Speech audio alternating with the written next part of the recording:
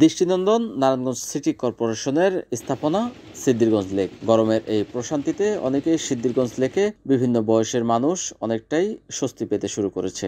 সিদ্ধিরগঞ্জ লেকের মনোরম এই দৃশ্য অনেকটাই বিদেশি পর্যটক এলাকার মতো তৈরি হয়েছে বলে জানিয়েছেন স্থানীয়রা।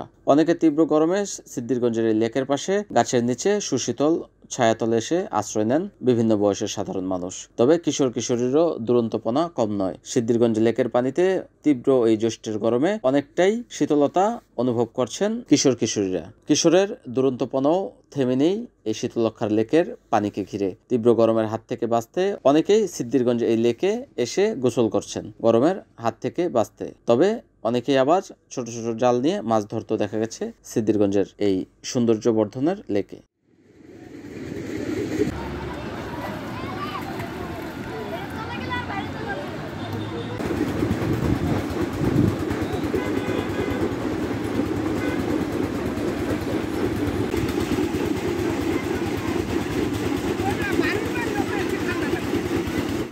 NN TV, Narayanganj.